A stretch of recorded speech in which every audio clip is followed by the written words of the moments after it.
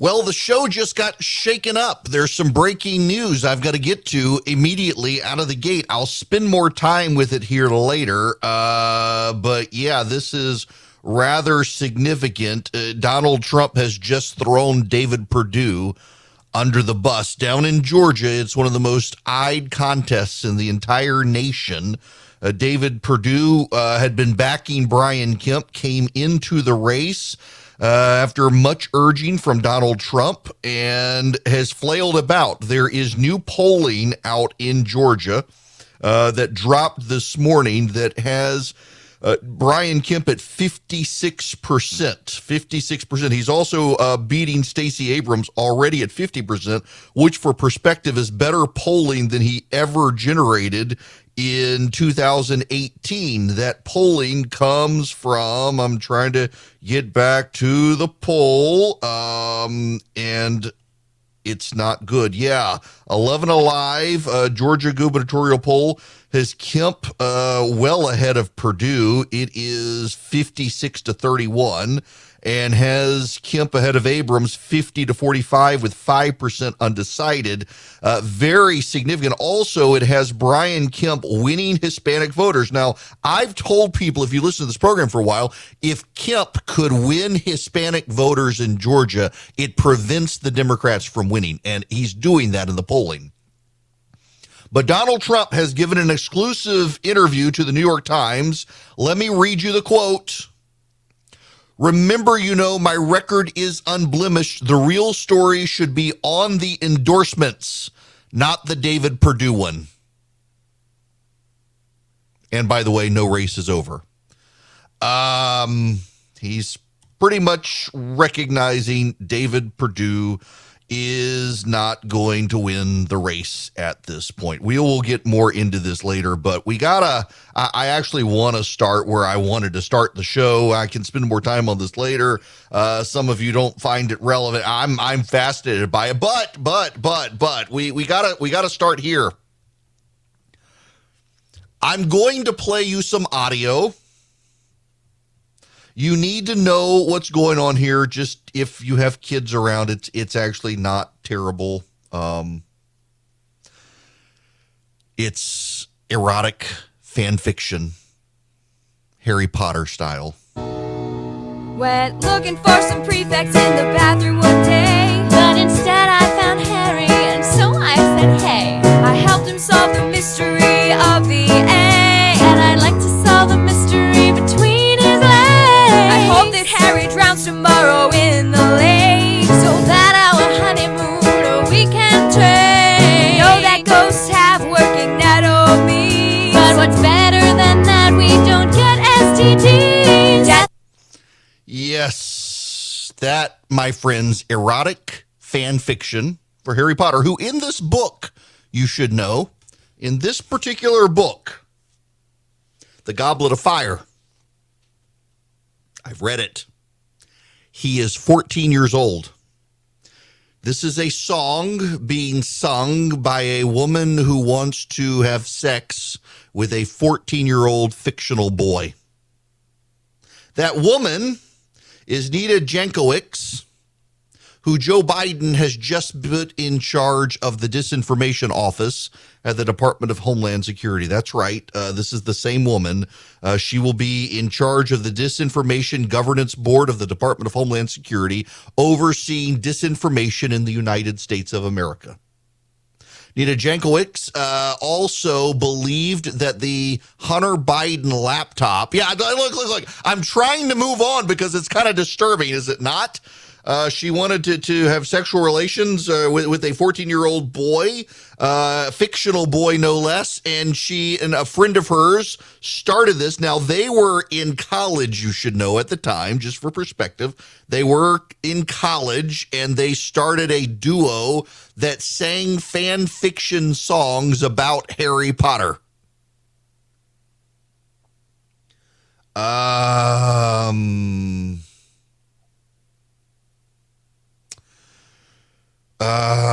I got nothing, y'all. I'm sorry.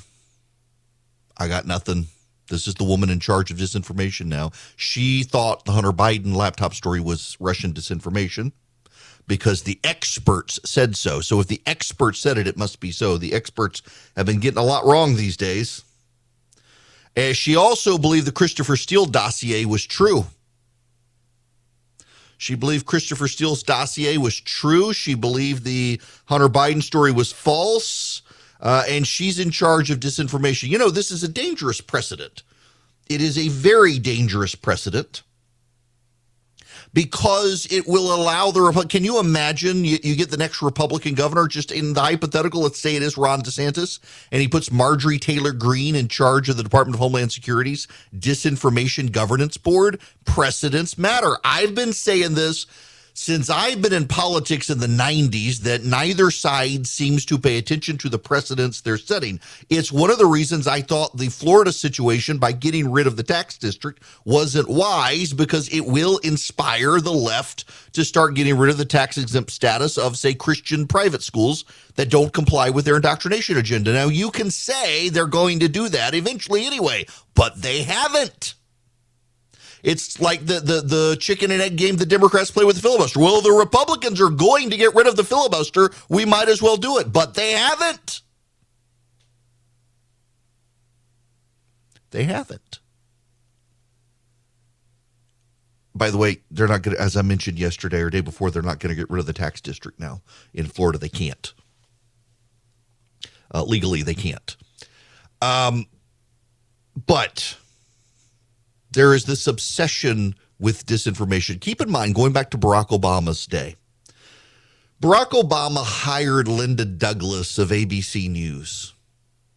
She'd been at ABC News. She was hired, brought over. She started essentially a disinformation office in the White House for Obamacare. She encouraged people to turn in their neighbors if their neighbors were lying about Obamacare. They wanted the emails, the email chains. They had an email address you could forward stuff to so they could debunk the lies about Obamacare. It was a big deal. She, by the way, left. They closed the office, and now she's back in the media at The Atlantic. This revolving door between Democratic administrations and the media continues to fascinate me. Rarely does it happen on the right. It happens so much on the left. I mean, what's his name? Jay Carney had been Time Magazine's Washington correspondent, became the White House press secretary. Shyla Murray, who is at the Wall Street Journal, became Joe Biden's press secretary. David Axelrod had been at the Chicago Tribune. It's fascinating, the revolving door. Nonetheless, what's going on here is important, and you need to understand this. It goes back to the Democrats unable to get the American support for Obamacare. Democrats constantly believe that it's the message, and they've got to work on the message, and that Republicans lie and people are stupid, which they are, and they believe the lies. And it's the lying, and they got to combat the lies, that everyone would love their policies because they poll so well. Keep in mind, Obamacare never polled well. And they became convinced everyone wants this. It must be the lies. It's the disinformation.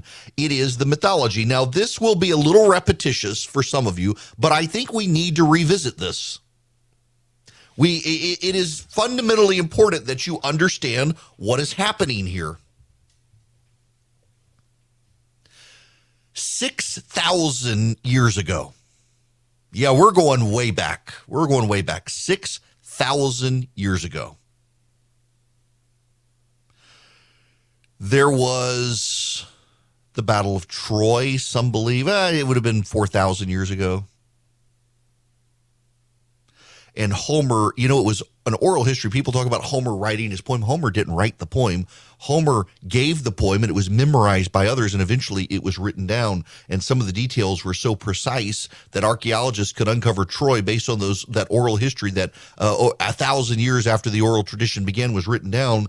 But they explained things as the gods overlooking the battlefield and having preferences.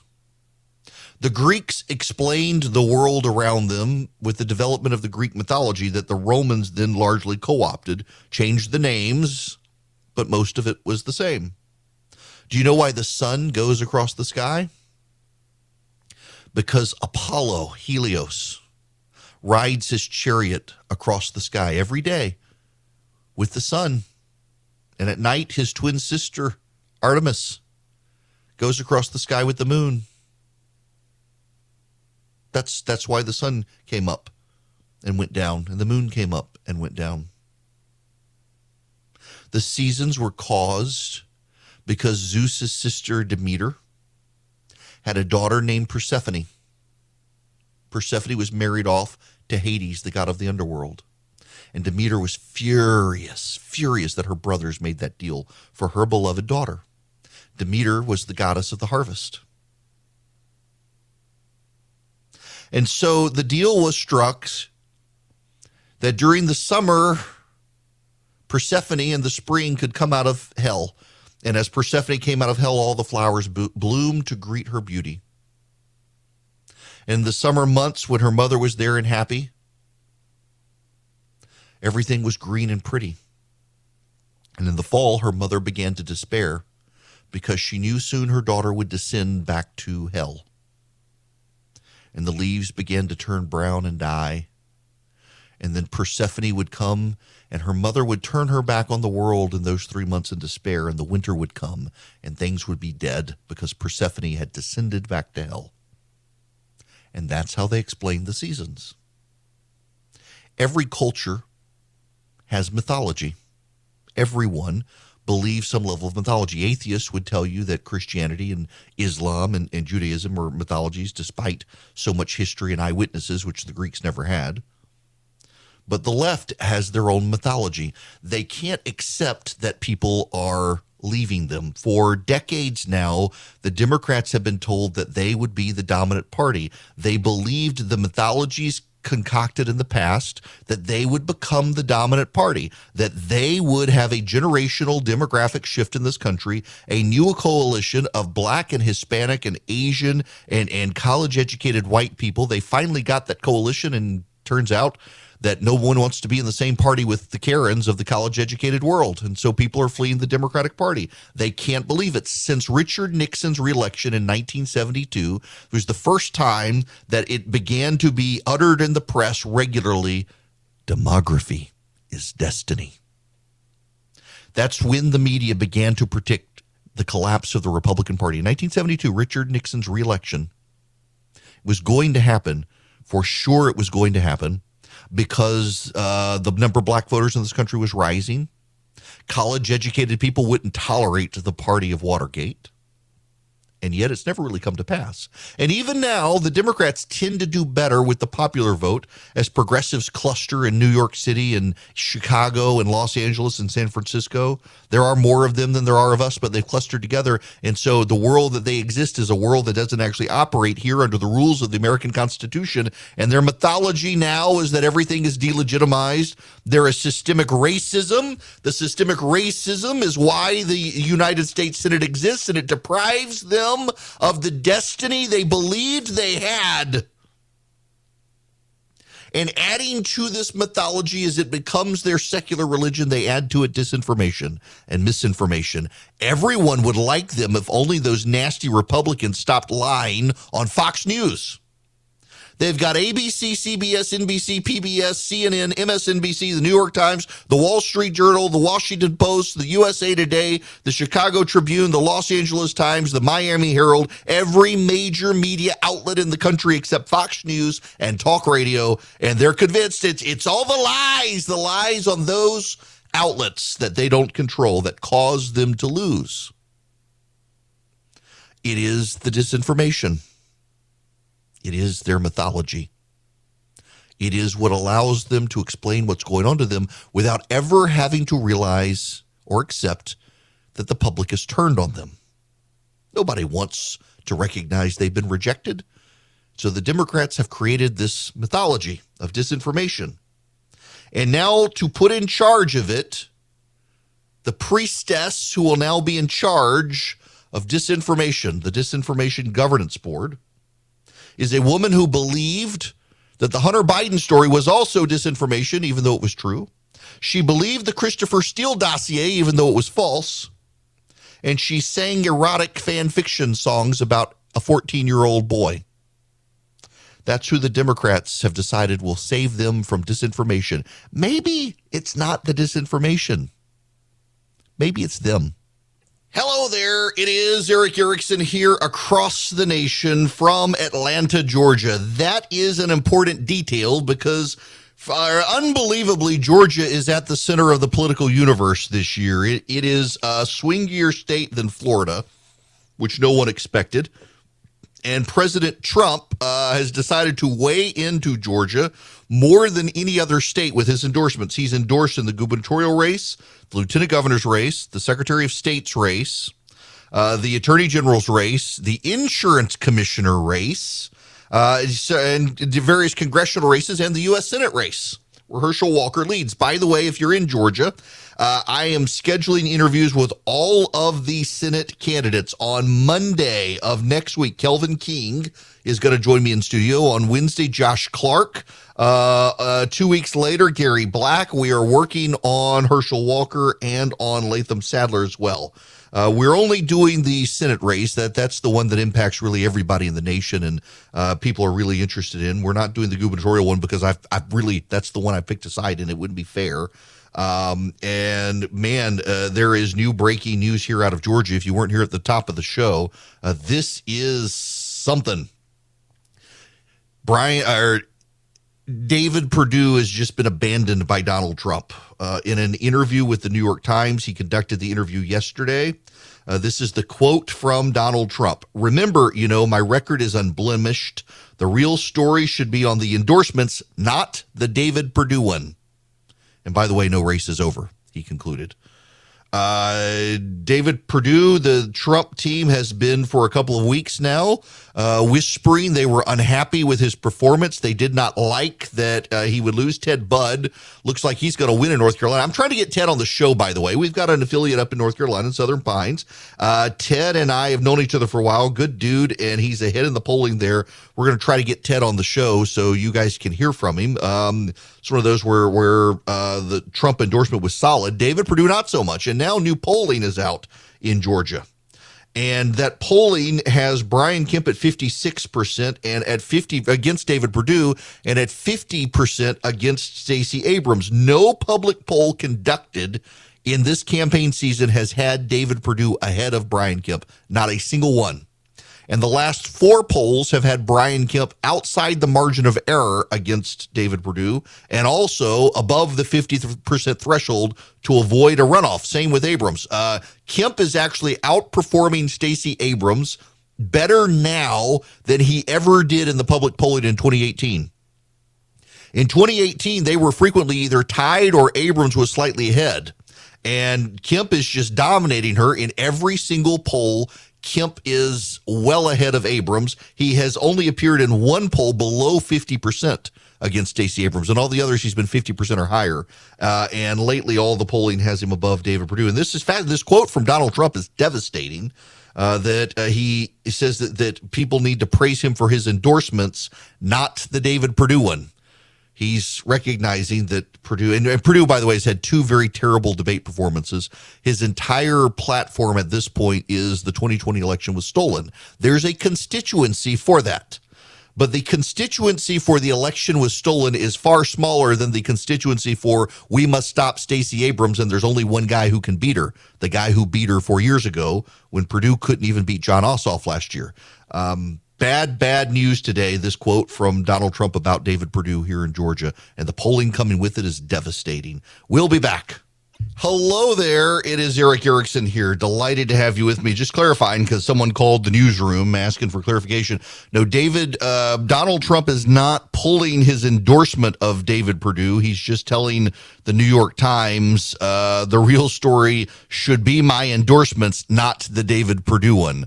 In other words, he thinks that David Perdue is going to lose and is walking away from him without formally pulling his endorsement. That's a pretty damning quote. Nonetheless, we got other stuff we got to move on to, we got to get to, because this is a telling story. David Brooks is an interesting guy. He's not really a leftist. He's not really conservative per se. Back in the day, he was at the Weekly Standard, and they were all in the national greatness. They were John McCain Republican sort of things. They're moderate sensibilities, robust American foreign policy. He's a student of American demographics, particularly the class divides in this country. He's got a piece in the New York Times, though, 7 lessons Democrats need to learn fast. And this gets to what I was talking about yesterday. And so my point on focusing on this is you could take everything I said yesterday and say, oh, you're a partisan. I'm not going to believe you. Listen to David Brooks. We all make mistakes. The question is, do we learn from them? Over the past couple of years, people on the left side of the political and cultural spectrum have made their share. These have contributed to the Democrats' extremely bleak political prospects going into the midterms. Far worse, it is now quite plausible that Donald Trump could win re-election in 2024. If we're going to prevent that kind of catastrophe, it might be a good idea to learn the relevant lessons. Now, I'm not going to read you his entire piece. I do want to give you the bullet points.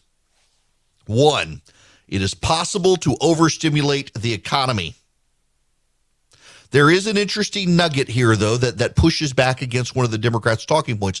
The Democrats want you to believe, well, inflation is a global phenomenon. These other countries didn't do what Joe Biden did in terms of COVID stimulus, but they've got inflation too. Here's David Brooks on this. Much of the inflation is being driven by global energy and supply chain issues. But at 8.5%, inflation in America is a lot higher than in, say, Europe. Some economists estimate that the Democrats' $1.9 trillion American Rescue Plan added between 2 and 4 percentage points to the U.S. inflation rate. Pushing back on their mythology. 2, law and order is not just a racist dog whistle. 3, don't politicize everything. 4, border security is not just a Republican talking point. 5, people of color is not a thing. 6, deficits do matter. And 7, the New Deal happened once. I want to go to the people of color thing. It was always odd, this is Brooks, it was always odd to create a group identity that covered a vast majority of humanity. In this country, the phrase people of color sometimes covers over a wide array of different ethnic experiences. It contributes to a simplistic oppressor-oppressed narrative in which white Republicans are supposed to be on the other side and POC are supposed to be on the other. This made it harder to anticipate that Trump would make the impressive gains among Hispanics in 2020 that he did. Hispanics still lean Democrat 48-23, according to a Miami poll, IRC Miami poll, but their loyalty to the Democrats is weakening. According to the same poll, more Democratic Hispanics have switched their party affiliation in the past year than Republican Hispanics. More Hispanics agreed than disagreed with the statement the Democratic Party has been kidnapped by progressives. The underlying story here goes, and listen, I don't plan my shows, I don't even plan hours to be thematic, but there's a real theme shaping up here with the Democrats. The Democratic Party has created a mythology to explain away what ails them. And it's not helpful. It's like the people who have, and I've known people like this, who had chronic recurring pain and dismissed it constantly until it was too late because the cancer had spread. And there was nothing they could do about it. They dismissed it constantly. Listen, I nearly fell into this problem. Y'all have heard this story before. In 2015, I decided to get back in shape and join CrossFit. All horror stories begin by joining CrossFit, you should know. And I couldn't keep up. The young guy who was the coach, he just kept adding more weight. Oh, you'll get over it, push through it. It was harder and harder to catch my breath. And it's old age. It's old age. And I finally stopped going, and I went back to a trainer I'd worked with before, had an easier time working out, and still I was having such a hard time breathing. And at first it's like, it's allergies. It finally got to the point where I could not walk up a flight of stairs without having to sit down. My wife said, you've got something wrong. No, I don't have anything wrong. It's allergies. It's turned to bronchitis. I'll be fine. My doctor agreed with me. He gave me some antibiotics. Still got worse. It literally, y'all, I'm not making this up. It got to the point where the act of getting into my bed at night left me out of breath. The act, once I had gotten in bed, laid back in bed, I was out of breath. That's how bad it got. You know, I'm a fast walker, and I would walk through the halls of the office and have to stop and catch my breath. People were like, there's something wrong with you. It was, it's allergies. I'm getting old. I'm out of shape. There's nothing wrong with me. And finally, my wife called my doctor without telling me, and my doctor's like, you got to get him to a cardiologist. There's something wrong. The cardiologist did one scan on me and said, you got to get him to the emergency room. I was in the ICU for a week and the hospital for 2 weeks.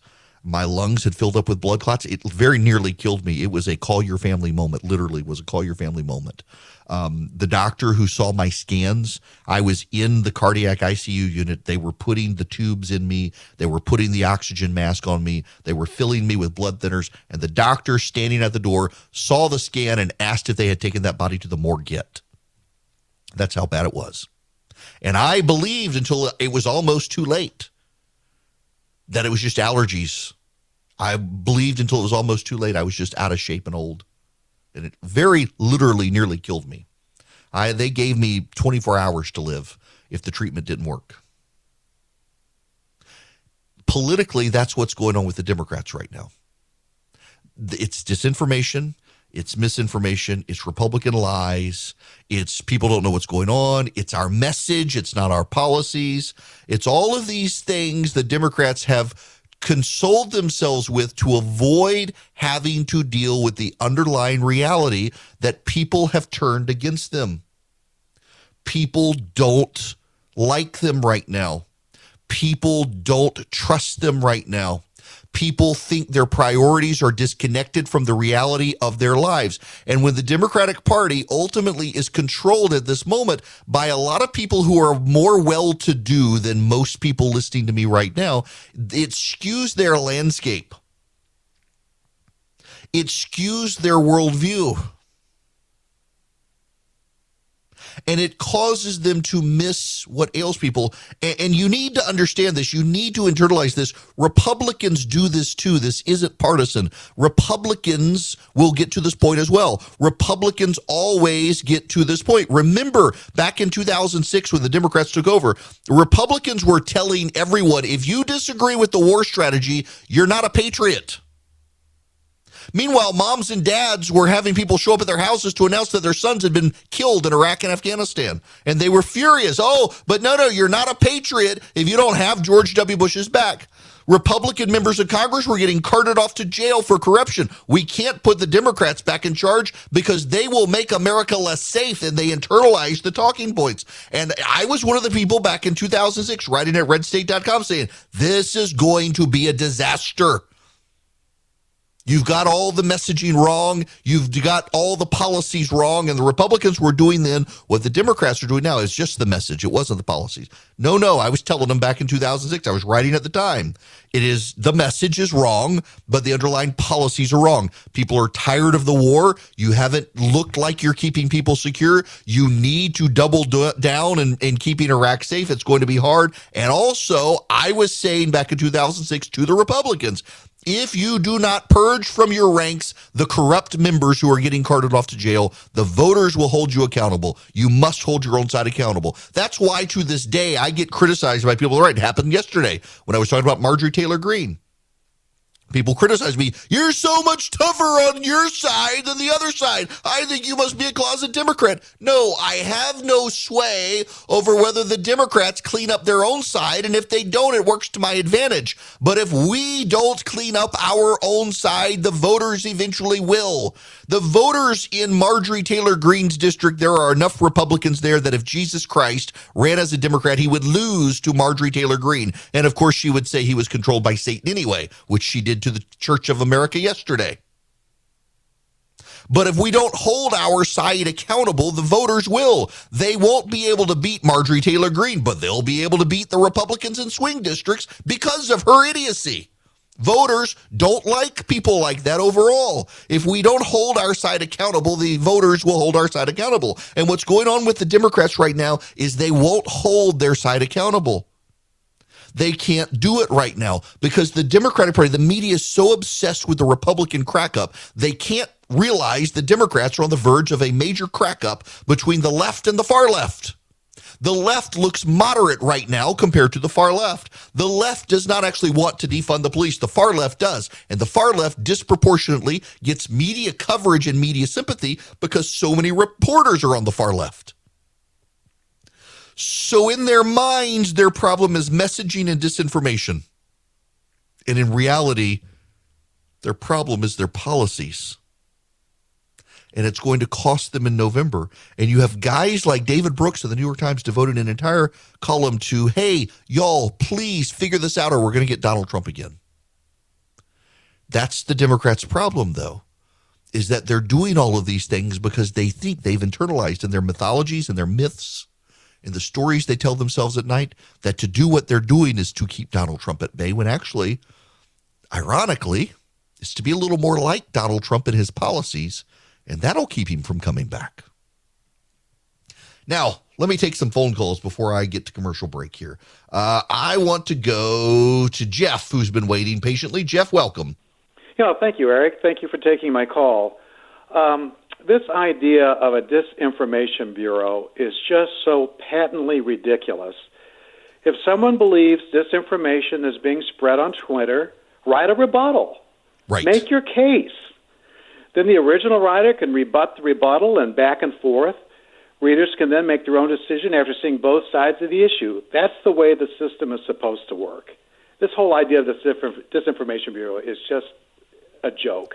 That's all I have to say. It is. Listen, Jeff, thanks very much for that. It is a joke. Led by a girl with erotic fan fiction for Harry Potter makes it even more of a joke. The best combat of disinformation is truth. You think they're lying? Speak truth. But they don't want to do that because the reality is, and that's kind of the tell here, is it's not the message that's the problem, it's the policy. John, you're up next. Welcome to the program. Hey, Eric, how you doing today? Good. How are you? Doing good. Hey, regarding the upcoming governor's election, if Trump is charged or convicted of asking the Georgia Secretary of State to commit fraud by magically finding 80,000 votes, do you think the Trumpsters will stay home and in turn Kemp would lose the election? No, not really. One, I don't think it would be possible for it to happen before the election. I actually don't know that it's going to happen at all. But even if it did, when you look at the underlying data in the polling, it has very little to do about Trump in Georgia. This is something I think the Purdue team has missed. The angst in Georgia is all about Stacey Abrams. It has nothing to do with Donald Trump.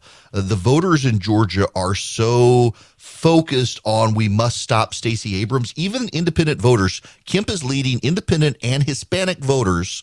And the number one reason Kemp is leading them is not because of what he has done, but because of who he is not. Stacey Abrams. And the GOP, I think, has to remember that, and the Democrats do as well, that candidates matter. And Abrams actually has not done a very good job of building out her base of support. Even the program that her nonprofit did of paying off people's medical bills looked opportunistic to people. It did not come across as genuine and sincere. It looked as if it was opportunistic. She went around the state paying off people's medical bills and then turned it into an ad campaign for her gubernatorial race. It looked opportunistic to people. It left people with a bad taste in their mouth. And candidates matter and policies matter. And Abrams' policies and candidacy are too flawed for most people. Now, we got to get to commercial break, but before I do, y'all all know that, by the way, there's economic data out today in the private sector inflation estimates is that, and contrary to what the government is expecting, the private sector thinks inflation is going to go up even more and that it will not have peaked. As a result, the Dow right now is down 510, NASDAQ down 307, S&P 500 down 92 as I'm talking right now at 1250 on the 29th. We're seeing 40-year high inflation, interest rate hikes, increasing gas prices. If you got $50,000 or more in your IRA or your 401k or retirement savings, it could be at risk. You don't have a lot of options, but you can protect your money with physical gold and silver. If you call my friends at Goldco at 855-904-5333, you'll get a free wealth protection kit to learn how to use gold and silver to protect and grow your money. Listen, thousands of retirees are protecting their retirement savings, and many are getting $10,000 or more in free silver for doing it. Call my friends at Goldco. Find out how you qualify for the special offer. Goldco has helped thousands of Americans protect their retirement against inflation and stock market crisis. They might be able to help you. See if they're a good fit for you. Text Eric, E-R-I-C-K, to 33777. I'll send you back their phone number so you can give them a call. Text Eric to 33777. I'll send you Goldco's number. Hello there, it is Eric Erickson here. Glad to have you with me. The phone number, if you would like to be on this program, and today we're a little looser with the phone calls, so you can maybe get in if you're not crazy or drunk. It's not an open container Friday, folks. The phone number is 877-973-7425. 16 states are suing the Postal Service because it plans to buy, get ready for this, gas-powered vehicles. That's right. 16 states joined by the District of Columbia, the City of New York, and a San Francisco Bay Area environmental organization are suing the post office because it plans to replace its aging fleet with thousands of gas-powered vehicles. They've got 230,000 vehicles, making up 1/3 of the country's entire federal fleet. It plans to buy gas trucks, but the federal government has pledged to replace the federal fleet of 600,000 cars and trucks with electric cars.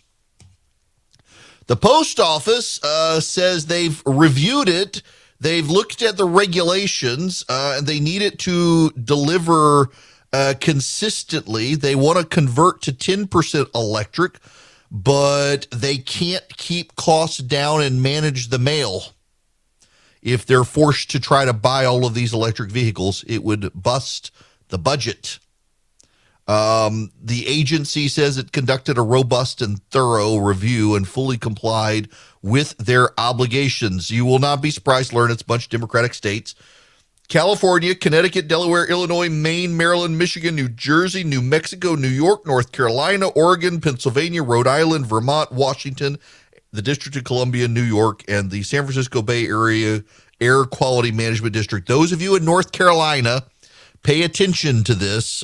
Your progressives in your state are controlling your lawsuit, trying to get the post office to go bankrupt by buying a bunch of electric vehicles.